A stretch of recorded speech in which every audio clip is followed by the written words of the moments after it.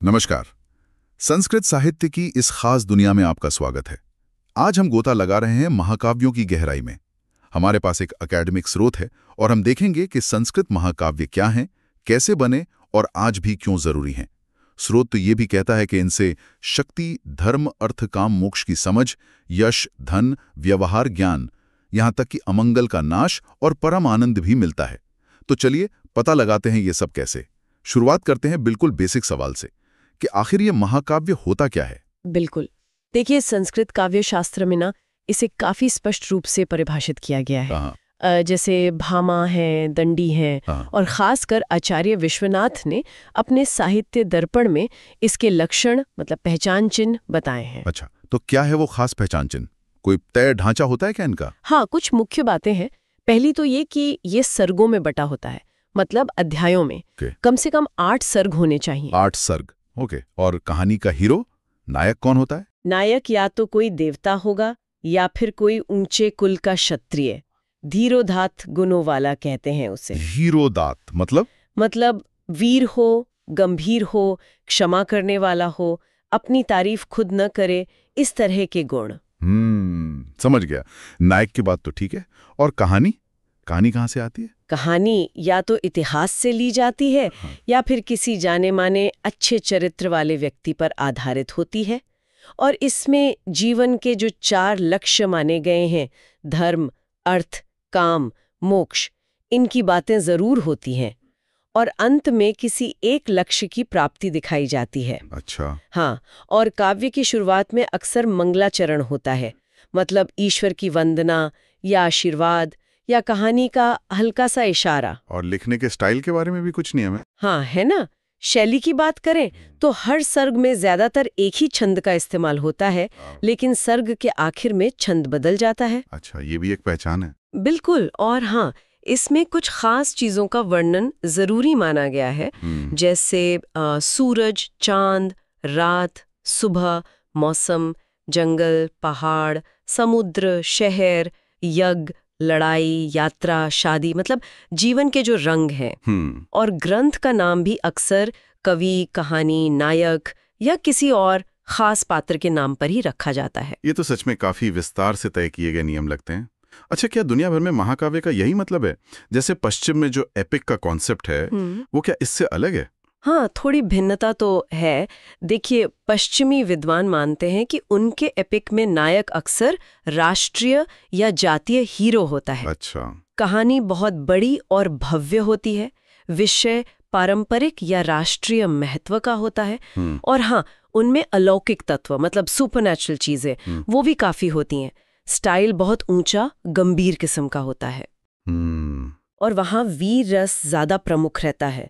उन्होंने 2 तरह के एपिक भी माने हैं। एक ग्रोथ एपिक जैसे इलियाड या अपना महाभारत, जो मतलब धीरे धीरे बना, लोगों के बीच फैला। और दूसरा लिटरेरी एपिक जैसे रामायण या वर्जिल का एनीड, जिसे किसी एक कवि ने बाकायदा लिखा। दिलचस्प। तो भारतीय परंपरा में इसकी जड़ें कहाँ तक जाती हैं? क्या वेदों में इसके शुरुआती रूप मिलते हैं? हाँ, बिल्कुल सही पकड़ा। महाकाव्य के बीज तो हमें वेदों में ही मिल जाते हैं। सच में? कैसे? ऋग्वेद में जो आख्यान सूक्तें हैं, मतलब जिनमें कहानियां हैं या देवताओं की स्तुति है, इंद्र, वरुण, उषा की, या कुछ गाथाएं हैं, उनमें इसकी झलक साफ दिखती है। फिर ब्राह्मण ग्रंथों में भी किस्से हैं, जैसे हरिश्चंद्रोपाख्यान। और इतिहास पुराणों में तो खैर तत्व बिखरे ही पड़े हैं। लेकिन एक प्रॉपर महाकाव्य के रूप में ये कब सामने आया? देखिए, इसका श्रेय जाता है महर्षि वाल्मीकि को। उनकी रामायण को संस्कृत का पहला महाकाव्य माना जाता है, आदि महाकाव्य। और वाल्मीकि को आदि कवि। हाँ, वो कहानी तो सुनिए, क्रौंच पक्षी वाली। बिल्कुल। कहते हैं जब उन्होंने शिकारी को क्रौंच पक्षी के जोड़े में से एक को मारते देखा तो उनके मुंह से दुख में एक श्लोक निकला, मां निषाद प्रतिष्ठाम त्वममगमः। माना जाता है कि वही संस्कृत काव्य का पहला श्लोक था। और उसी करुणा के भाव से महाकाव्य का जन्म हुआ। फिर रामायण और व्यास जी की महाभारत, ये दोनों ग्रंथ बाद के सभी महाकाव्य कवियों के लिए उपजीव्य बन गए, मतलब सोर्स मटेरियल। अच्छा, तो ये दोनों नींव के पत्थर बन गए। इनके बाद ये परंपरा कैसे आगे बढ़ी? हाँ, इनके बाद तो फिर कई कवियों ने इस परंपरा को आगे बढ़ाया। एक दिलचस्प बात यह है कि संस्कृत व्याकरण के जो महान आचार्य थे ना, पाणिनि वगैरह, पाणिनि, वरुरुचि यानी कात्यायन और पतंजलि, इनके बारे में भी कहा जाता है कि इन्होंने महाकाव्य लिखे थे, जैसे पाणिनि का जाम्बवती विजय या पतंजलि का महानंद काव्य। अरे वाह, ये तो मुझे पता नहीं था। हालांकि ये ग्रंथ आज मिलते नहीं है, पर इससे ये पता चलता है कि काव्य रचना कितनी अहम मानी जाती थी। और क्या कोई और सबूत हैं शुरुआती दौर के, जैसे कोई शिलालेख वगैरह? हाँ, बिल्कुल है। कुछ पुराने शिलालेख भी हैं जो काव्य शैली के विकास को दिखाते हैं, जैसे रुद्रदामन का गिरनार शिलालेख है या समुद्रगुप्त की प्रयाग प्रशस्ति, जिसे हरिशेन ने लिखा था। अच्छा। ये गद्य और पद्य दोनों में है और इनमें अलंकारों का काफी इस्तेमाल दिखता है। तो इससे पता चलता है कि धीरे धीरे वो सरल वैदिक शैली से अलंकृत सजी धजी लौकिक काव्य शैली विकसित हो रही थी। हम कह सकते हैं कि शैली के हिसाब से 3 दौर दिखे। एक तो सरल स्वाभाविक शैली, जिसे प्रासादात्मक कहते हैं, फिर अलंकारों पर ज्यादा जोर देने वाली शैली, अलंकारात्मक, और फिर श्लेषा जैसे शब्द चमत्कारों वाली शैली, श्लेषात्मक। ये विकास समझना जरूरी है। चलिए अब कुछ सबसे मशहूर महाकाव्यों पर आते हैं जिनका जिक्र हमारे स्रोत में है। शुरुआत कालिदास से करें। उनके कुमार संभवम में क्या खास है? कुमार संभवम, हाँ, कालिदास। कुमार संभवम उनकी शायद शुरुआती रचनाओं में से है और संस्कृत के 5 महाकाव्यों में गिनी जाती है। इसकी सबसे बड़ी खासियत यह है कि इसमें शिव और पार्वती के दिव्य प्रेम को बहुत ही मानवीय और स्वाभाविक ढंग से दिखाया गया है। कहानी तो शिव, पार्वती और कार्तिकेय के जन्म की है ना? हाँ, बिल्कुल। मुख्य कहानी वही है। पार्वती का जन्म, उनका शिव को पाने के लिए कठोर तप करना, कामदेव का शिव की तपस्या भंग करने की कोशिश में भस्म हो जाना, फिर शिव पार्वती का विवाह और कुमार कार्तिकेय का जन्म, और आखिर में कार्तिकेय के हाथों तारकासुर का वध। कितने सर्ग हैं इसमें? इसमें 17 सर्ग है, पर कई विद्वान मानते हैं कि शुरुआती 8 ही असल में कालिदास के लिखे हुए हैं। अच्छा, और शैली कालिदास की क्या पहचान दिखती है इसमें? कालिदास की पहचान है उनकी भाषा की सुंदरता, भावों की गहराई और प्रकृति का अद्भुत चित्रण। वो मुश्किल बातों को भी बड़ी आसानी से कह देते हैं और उपमा अलंकार के तो वो सम्राट माने ही जाते हैं। उपमा कालिदासस्य। हाँ, ये तो सुना है। जैसे जब पिता के सामने पार्वती के विवाह की बात चलती है तो उनकी शर्म को दिखाते हुए कालिदास लिखते हैं कि पार्वती ने सिर झुका लिया और हाथ में जो कमल था उसकी पंखुड़ियां गिनने लगी। लीला कमल पत्राणी गणिया मास पार्वती। वाह, कितना स्वाभाविक और सुंदर चित्र है ना? इसमें श्रृंगार रस मुख्य है, पर वो बहुत मर्यादित और उदात्त है। वाकई। और उनका दूसरा महाकाव्य रघुवंशम, ये किस बारे में और क्यों इतना महत्वपूर्ण माना जाता है? रघुवंशम, हाँ, रघुवंशम ये 19 सर्गों का महाकाव्य है और इसमें सूर्यवंशी राजाओं की कई पीढ़ियों का वर्णन है। राजा दिलीप से शुरू होकर रघु, अज, दशरथ, राम और उनके बाद के राजाओं से होते हुए आखिरी राजा अग्निवर्ण तक की कहानी है। अरे बाप रे, 19 सर्ग और इतनी पीढ़ियां! इसका मतलब कहानी तो बहुत लंबी होगी। हाँ, कहानी का फलक बहुत विशाल है। इसमें दिलीप की गौसेवा है, रघु की दिग्विजय है, अज और इंदुमती का प्रेम, और फिर इंदुमती की मृत्यु पर अज का वो मार्मिक विलाप। फिर राम का पूरा जीवन और अंत में विलासी राजा अग्निवर्ण के साथ वंश का पतन भी दिखाया गया है। तो एक तरह से ये एक आदर्श राजवंश के उत्थान और पतन की कहानी है। और शैली के हिसाब से रघुवंशम में क्या खास है? कालिदास का अंदाज यहाँ कैसा है? रघुवंशम में कालिदास की प्रतिभा और निखर कर आती है। भाषा और ज्यादा परिष्कृत है, भावों में और गहराई है। जैसे मैंने अज के विलाप का जिक्र किया। हाँ। वो कहते हैं, गृहिणी सचिवः सखी मिथः प्रिय शिष्या ललिते कलाविधो। मतलब तुम घर की लक्ष्मी थी, मेरी सलाहकार थी, एकांत की सखी थी, ललित कलाओं में प्रिय शिष्या थी। हाय, तुम्हारे जाने से मेरा क्या नहीं चला गया। दिल को छू लेता है एकदम। बहुत ही मार्मिक। बिल्कुल। इसमें श्रृंगार के साथ करुण और वीर रस भी खूब है। उपमाएं यहाँ भी बेहतरीन है। जैसे स्वयंवर में इंदुमती के लिए कहते हैं, संचारिणी दीप शिखेव रात्रो। जैसे वो रात में चलती हुई दिए की लौ हो, जहां जहां जाती उजाला करती जाती है। कमाल है। और प्रकृति वर्णन भी बहुत सुंदर है। ये काव्य दिखाता है कि आदर्श राजा कैसा होना चाहिए, राजधर्म क्या है। मतलब भारतीय संस्कृति और मूल्यों का एक खजाना है ये। कालिदास के बाद स्रोत अश्वघोष के बुद्ध चरितम का जिक्र करता है। ये कैसे अलग है कालिदास के काव्यों से? बुद्ध चरितम, हाँ, बुद्ध चरितम बहुत महत्वपूर्ण है। पहली बात तो ये कि इसके कवि अश्वघोष लगभग पहली सदी ईस्वी बौद्ध थे। अच्छा, ये तो अलग बात हुई। हाँ, और उन्होंने महाकाव्य के इस पारंपरिक स्वरूप को बुद्ध के जीवन और उनके दर्शन को प्रस्तुत करने के लिए इस्तेमाल किया। ये दिखाता है कि ये विधा कितनी लचीली थी। तो इसमें बुद्ध की कहानी है पूरी? हाँ, इसमें गौतम बुद्ध के जन्म से लेकर उनके ग्रह त्याग, ज्ञान प्राप्ति यानी बुद्धत्व और फिर धर्मोपदेश देने तक की कथा है। मूल रूप से इसमें 28 सर्ग थे, पर संस्कृत में पूरे नहीं मिलते। पूरी कहानी चीनी और तिब्बती अनुवादों में सुरक्षित है। अश्वघोष पहले ब्राह्मण थे, बाद में बौद्ध बने, तो उनकी रचना में काव्य सौंदर्य के साथ साथ दार्शनिक गहराई भी खूब है। शैली कैसी है इनकी? क्या कालिदास जैसा प्रभाव है? शैली सरल है, शांत है और प्रवाहपूर्ण है। वैदर्भी रीति कहते हैं इसे। उन पर वाल्मीकि और कुछ हद तक कालिदास का प्रभाव दिखता है, लेकिन विषय वस्तु एकदम अलग होने की वजह से माहौल बिल्कुल जुदा है। इसमें शांत रस प्रधान है। उन्होंने बुद्ध के मन में वैराग्य कैसे जागा, कैसे उन्होंने सांसारिक सुखों को छोड़ा, इसे बड़े मार्मिक ढंग से दिखाया है और मुश्किल बौद्ध सिद्धांतों को भी सरल काव्य भाषा में पिरोया है। ये भी एक बड़ी बात है। बिल्कुल। अगला नाम स्रोत में कुमारदास का जानकी हरणम है। नाम से तो लग रहा है ये रामायण पर आधारित है। जानकी हरणम, हाँ बिल्कुल।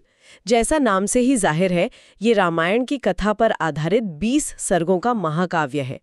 इसके कवि कुमारदास, जो शायद 7वीं सदी के थे, उन्हें सिंघल यानी श्रीलंका का राजा भी माना जाता है। तो इसमें क्या नयापन है या शैली कुछ अलग है? देखिए, इसे अक्सर कालिदास की तुलना में थोड़ा ज्यादा, कैसे कहूँ, बनावटी या प्रयासपूर्ण माना जाता है। अच्छा, क्यों? ऐसा लगता है कि कुमारदास ने शायद भारवी जैसे बाद के कवियों का अनुसरण किया, जिन्होंने अलंकारों और शब्द चमत्कार पर ज्यादा ध्यान दिया। इसमें चित्र काव्य के उदाहरण भी मिलते हैं, जैसे एक ही अक्षर से या 2 अक्षरों से बने हुए श्लोक। अरे हाँ, ये कवि के पांडित्य को तो दिखाता है, पर स्वाभाविकता थोड़ी कम हो जाती है। फिर भी ऐसा नहीं है कि ये नीरस है। इसमें कालिदास जैसी सरसता और स्वाभाविकता भी है और श्रृंगार रस मुख्य है। एक श्लोक बहुत मशहूर है, जहाँ घायल श्रवण कुमार राजा दशरथ से कहते हैं, एकम त्वया साधेयतापि लक्ष्यम नीतम विनाशम तृतयम निरागः। इसका मतलब क्या है? मतलब, हे राजन, तुमने निशाना तो एक मुझे साधा, पर 3 बेगुनाहों का विनाश कर दिया, मेरा और मेरे अंधे माँ बाप का, जिनका मैं ही सहारा था। बहुत मार्मिक है ये। सच में बहुत गहरा। अच्छा, 11वीं सदी के कश्मीरी कवि क्षिमेंद्र का दशावतार चरितम भी सूची में है। इनके बारे में बताएं। दशावतार चरितम जी। क्षिमेंद्र ये बड़े अनोखे कवि थे कश्मीर के। उन्हें व्यासदास भी कहा जाता था। व्यासदास क्यों? क्योंकि उन्होंने रामायण, महाभारत, बृहत कथा जैसे बड़े बड़े ग्रंथों का सार अपनी मंजरी नाम की रचनाओं में लिखा। मतलब एसेंस निकाल दिया सबका। अच्छा, ये तो बड़ा काम किया उन्होंने। हाँ, बहुत। और दशावतार चरितम में उन्होंने विष्णु के 10 अवतारों की कथा 10 सर्गों में कही है। मत्स्य, कूर्म, वराह से लेकर राम, कृष्ण, बुद्ध और कल्कि तक।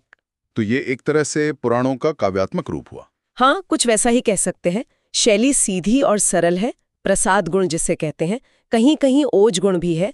कल्कि अवतार के वर्णन में उन्होंने कलयुग का बड़ा यथार्थवादी चित्रण किया है। जैसे वो कहते हैं कि 7 साल की लड़कियां और 10 साल के लड़के बच्चे पैदा करेंगे। सप्तवशासु नारीषु पुरुषा दशवत्सरा। जो छोटे कद, कमजोर और कम उम्र वाले होंगे। ये उनके समाज के प्रति सरोकार को दिखाता है। ये तो आज के संदर्भ में भी सोचने वाली बात है। और अब आते हैं उस महाकाव्य पर जिसे बहुत ऊंचा दर्जा दिया गया है, श्री हर्ष का नैषधीय चरितम। इसे बृहत्त्रयी का हिस्सा क्यों माना जाता है? नैषधीय चरितम, जी, किरातार्जुनीयम और शिशुपाल वधम के साथ इसे संस्कृत के 3 सबसे महान और कठिन महाकाव्यों में गिना जाता है। यही बृहत्त्रयी है। कठिन क्यों? इसके कवि श्रीहर्ष 12वीं सदी प्रकांड विद्वान थे, दार्शनिक भी थे। उनका पांडित्य इस काव्य में झलकता है। ये 22 सर्गों का काव्य है और इसमें नल और दमयंती की प्रेम कहानी का, उनके विवाह तक का ही वर्णन है। लेकिन बहुत विस्तार और अलंकारों के साथ। तो इसकी खासियत क्या है? सिर्फ कहानी का विस्तार या पांडित्य प्रदर्शन? नहीं, सिर्फ विस्तार नहीं। इसकी असली खासियत है कवि का भाषा पर अद्भुत अधिकार और अलंकारों का, खासकर श्लेष अलंकार का चमत्कारिक प्रयोग। श्लेष मतलब वो एक शब्द के कई अर्थ? हाँ, बिल्कुल। श्रीहर्ष ने खुद इसे श्रृंगारामृत शीतगुहु कहा है, मतलब श्रृंगार रूपी अमृत के लिए चंद्रमा। श्रृंगार रस का वर्णन तो है ही, पर उससे ज्यादा ये अपने श्लेष के लिए जाना जाता है। कोई उदाहरण देंगे? सबसे मशहूर प्रसंग है पंचनली का। स्वयंवर में इंद्र, अग्नि, वरुण, यम ये देवता भी नल का रूप धरकर आ जाते हैं। अरे वाह! अब दमयंती के सामने 5-5 नल खड़े हैं। हाँ, तो वो कैसे पहचानती है? वही तो कमाल है। तब देवी सरस्वती श्लेष अलंकार का प्रयोग करके 5 नकली और असली नलों का ऐसा वर्णन करती हैं कि हर वर्णन के 2-2 अर्थ निकलते हैं, एक देवताओं के पक्ष में, एक नल के पक्ष में, और सिर्फ दमयंती ही उस वर्णन से असली नल को पहचान पाती है। वाह, ये तो कमाल का दिमागी खेल है ना? भाषा कहीं कहीं इतनी कठिन है, इतने लंबे समास हैं, अप्रचलित शब्द है कि इसे विद्वद औषधम कहा गया है। विद्वद औषधम मतलब विद्वानों के लिए औषधि, आम लोगों के लिए पचाना मुश्किल। इसीलिए एक मशहूर उक्ति भी है इसके बारे में। कौन सी? तावत भार वेर भाति यावन माघस्य नोदयः उदिते नैषधे काव्ये क्व माघा क्वच भारवी। इसका क्या मतलब हुआ? मतलब भारवी की चमक तब तक ही थी जब तक माघ का उदय नहीं हुआ, पर जब नैषध काव्य नैषधीय चरितम का उदय हुआ तो फिर कहाँ माघ और कहाँ भारवी। मतलब नैषध के आगे दोनों फीके पड़ गए। हा, ये तो जबरदस्त तारीफ है। अतिशोक्ति होगी शायद, पर हाँ, अतिशोक्ति तो है, पर ये श्रीहर्ष के काव्य कौशल और उनके प्रभाव को जरूर दिखाती है। सचमुच। अच्छा, स्रोत में कुछ और महाकाव्यों का भी संक्षेप में उल्लेख है, उनके बारे में भी मुख्य बात बता देंगी? जरूर। संक्षेप में देखें तो किरातार्जुनीयम ये भारवी की रचना है। इसकी खासियत है अर्थ गौरव, मतलब कम शब्दों में गहरी बात कह देना। कहानी है अर्जुन का शिव से पाशुपत अस्त्र प्राप्त करना। वीर रस इसमें मुख्य है। अर्थ गौरव। शिशुपाल वधम ये माघ की रचना है। इसकी खासियत है तीनों गुणों का संगम, कालिदास जैसी उपमा, भारवी जैसा अर्थ गौरव और दंडी जैसा पदलालित्य। कहते हैं माघे संति त्रयो गुणाः। कहानी है कृष्ण द्वारा शिशुपाल का वध। तीनों गुण एक साथ, वाह! रावण वधम या भट्टी काव्यम ये भट्टी की रचना है। ये बड़ी अनोखी है। इसमें रामायण की कहानी तो है ही, साथ ही साथ व्याकरण के नियमों और उनके उदाहरणों को सिखाने के लिए इसे लिखा गया है। क्या बात है! मतलब कहानी के साथ ग्रामर की क्लास। हाँ, बिल्कुल। इसे ग्रामर पोएम कह सकते हैं एक तरह से। श्रीकंठ चरितम ये कश्मीरी कवि मंखक की रचना है। इसमें शिव द्वारा त्रिपुरासुर के वध की कथा है। इसकी शैली कोमल और सुंदर पदों वाली मानी जाती है, मतलब पद लालित्य इसमें खास है। बहुत अच्छे। तो हमने परिभाषा से लेकर विकास और इतने सारे उदाहरणों तक की यात्रा की। इस पूरी चर्चा से संस्कृत महाकाव्यों के बारे में क्या मुख्य बातें सामने आती हैं, क्या टेकअवेज हैं? नियमबद्ध विधा थी, इसके अपने खास लक्षण थे। दूसरी बात, इसकी जड़ें हमारी प्राचीन परंपरा वेद, रामायण, महाभारत में बहुत गहरी हैं। ये अचानक से नहीं आ गई। सही। तीसरी, कालिदास से लेकर श्रीहर्ष तक कई महान कवियों ने इसे नई ऊंचाइयों पर पहुंचाया और हर किसी ने अपनी खास शैली और अपना योगदान दिया। किसी ने भाव और प्रकृति पर जोर दिया, तो किसी ने अर्थ की गहराई पर, किसी ने भाषा के चमत्कार पर। बिल्कुल। और चौथी और शायद सबसे अहम बात, ये काव्य सिर्फ पुरानी कहानियां नहीं है। ये अपने समय के समाज, संस्कृति, दर्शन और जीवन मूल्यों को दर्शाते हैं और आज भी साहित्यिक रूप से, कला की दृष्टि से ये बेहद समृद्ध है। बहुत अच्छी तरह समझाया आपने। हमारे श्रोताओं के लिए सोचने को कोई अंतिम विचार, कुछ ऐसा जिस पर वो इस चर्चा के बाद मनन कर सकें? एक बात सोची जा सकती है।